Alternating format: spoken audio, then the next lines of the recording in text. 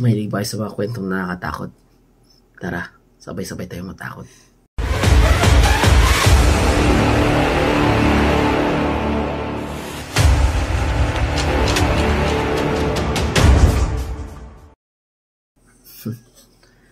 So, ito ulit yung asawa ko si Mika. Hi! And, ano yung episode natin ngayon? Yung episode natin is yung mga bagay na nakikita mo parang itim lang ganun. Figure na itim. Which is black figures. na-encounter. Oo. Okay. Siguro, it happened before tayo lumipat sa La Union. May na-encounter ako. So, brief overview lang sa lugar namin. Madilim doon. Kasi paloob pa yung sa kami nakatira. And maraming puno na akasya, malalaki sa Bunsuran, sa Zamboanga City. And, shout out. So, may mga puno na akasya doon, which is wala na ngayon kasi pinutol na. Akasya pala yun? Akasya yun. So, before, sobrang dami doon. Nung first na pinutol yung pinakamalaking puno na akasya doon sa amin. No? Tapos natulog yung tito ko sa van, na-open yung window, may nagpakita sa kanya white lady. Sumalundong kaluluwa niya, takbo siya sa bahay pa loob. Baka naman malik Tito mata Junior. lang. Yun yung balik mata, gumanon sa kanya, psst, psst. Yun na yun, nagpaparamdam siya. Na which is, nagparamdam siya sa akin for like... Sa atin. Sa'yo, once lang sa akin, nagparamdam siya since high school lang ang nag-asawa na ako, nagpaparamdam siya araw, gabi-gabi sa akin. Nasanay na lang ako. Sa last pinenta ko last vlog ko, which is yung about white ladies. And, yun, napakita siya sa akin more than once. Kasi, may na-experience kami ni Papa, nagkukwentuhan kami sa may front door. Biglang may dumadaan. Tapos sabi ni Papa, si Lolo Oscar lang yun. Sagot kami. Dumanod si Lolo Oscar. What? So, ganun. Tapos, biglang may umaakit sa mga hollow blocks. Ganun, nakaputi. Hindi ko na pinapansin. And, recently, nung last year, before kami lumipat. Last year, sorry. Last year, grabe ka naman. Last year, siguro mga 9 p.m. Lumalapas talaga ako yan before ako mag-work. And bumibili ako ng mga soft drinks ganun para di ako antukin. So, sa paglabas nyo sa daanan, dun sa malayo saan may mga puno na akasya, may motion, parang... Pero wala na yung akasya doon? Meron pa, isa. Meron pa isang malaki. So, yung saan namin nilalagay yung mga ring ng basketball. Oo. Sa may mga manok. Oo, maraming manok doon. So, meron yan sila doon parang ilaw na pag walang dumadaan, naka-off. Pero pag may gagalaw or may dadaan, mag-on. So, pero kung malayo ka, hindi ka ma-detect nun. So, sobrang layo nun kasi doon talaga sa dulo ng pader. Malayo talaga siya, which is, hindi talaga siya umiilaw pag dumadaan ako. Never yun umiilaw. Then, one night, nung lumabas ako, bilang umilaw siya. Pabalik na yata ako nun galing tindahan. Madilim doon. Walang ilaw sa looban. Dugat ako, so tumilaw yan. So, bigla lang parang hunch lang na tumingin pataas. Taas ng puno. Pataas ng puno. So, tumingin ako. Sobrang taas ng puno na may tao nakatayo doon na maitim siya. Nakatayo lang siya ganun. Parang titignan niya lang ako. Tumayo mo balahibo ko sobra. Nakakain, tumatay balahibo. Nalala ko yun. Pero, nakatingin siya sa akin. Nakatingin lang rin ako sa kanya. Tinginan lang kami dalawa. Yun naman siguro tao. Yung loko-lokong tao na akit ng... Siguro kung i-measure mo yung taas ng puno na yun. Huwag mo na i-measure. Okay na yun. Mataas talaga siya. As in, sobrang taas. Tapos, ang lilit ng sanga. Parang iwan sa... naman. Ano siya? Nakatayo siya? Nakatayo siya sa mga lilit na sanga. Nakatayo siya. Nakatingin siya sa akin. So, ang weird nun. Kasi, ganong oras tas may nasa puno. Oo, gagawin mo doon. Yun naman siguro kapre yun. Grabe naman magnanakaw na yun. Ninja. Baka si Allen yun, kaibigan ko. Shout out. Pero yun, na-encounter ko yun.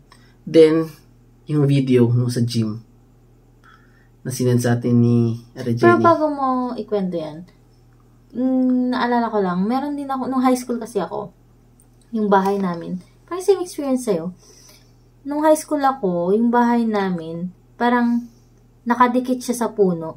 Kasi, wala kami permanent na bahay. Kumbaga, palipat-lipat kasi kami. So, yung bahay na ginawa, parang rest house lang siya. Tapos, doon na muna kami nagstay for the meantime.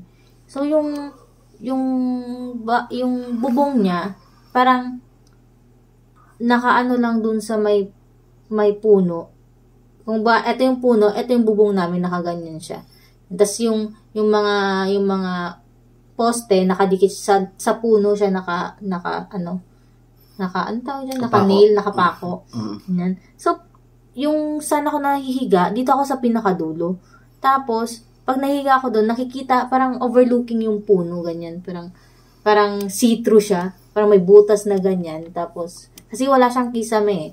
Diretso lang siyang bubong ganyan. Tapos, nakikita ko lang yung puno. Tapos, yung dito sa side, parang ganyan. May nasisilip akong konting puno. May butas siya eh.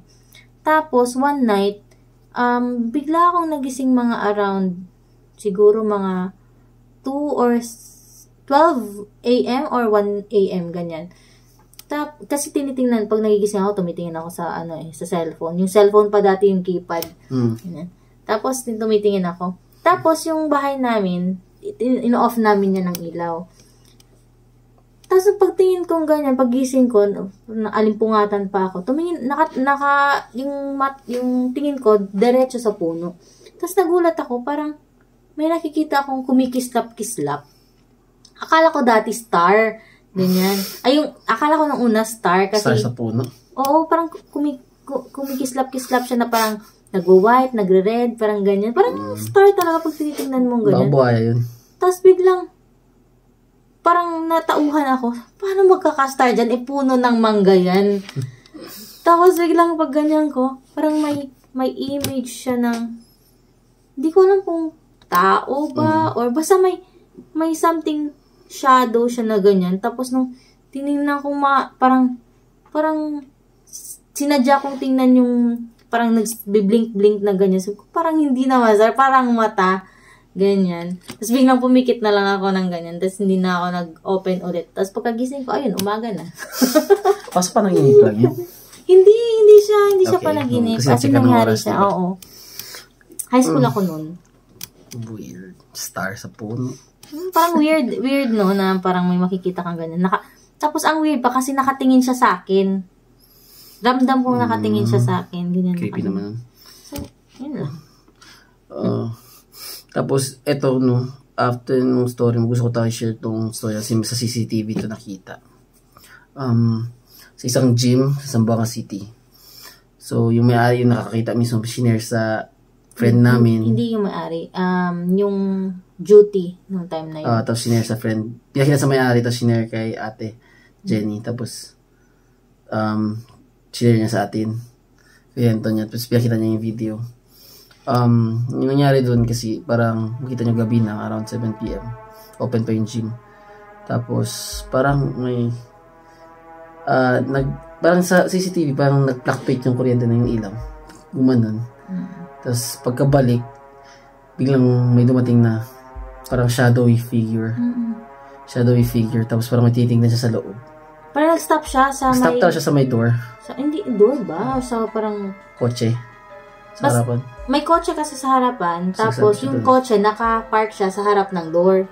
So, bali yung space, harap hindi ng door, kundi ng wall. Tapos, tumago siya sa wall after. Tumago siya sa wall eh. Pumasok siya sa gym. And, shadow figure siya na parang tao. Pero parang kalat na shadow. No? Medyo kalat, tapos medyo malaki. Siya na shadow. Tapos gumalaw lang. May CCTV nun, and raw footage yung nakita natin. Hindi siya edited. Raw footage siya sa CCTV camera. So, ewan ko. Pero ang weird naman kasi walang tao sa loob. Walang tao sa labas. Kasi kung shadow yun ng isang tao, mag-stay yun sa isang lugar. Tapos, hindi yun dediretso papunta sa loob.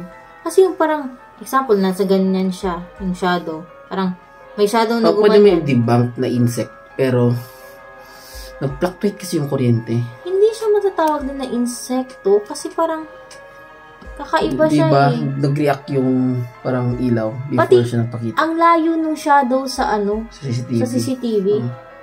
Sabi, hindi ko ma-explain. So, malalim na yung gabi and kailangan namin mag-rest. Kailangan niya mag-rest. Work pa ako. If you have stories na something like this, share it in the comment section or send us a message. Would love to share it and read about it. Yeah, we'd love to hear from you too. Nandito na lang yung aming video. See you sa next. Bye!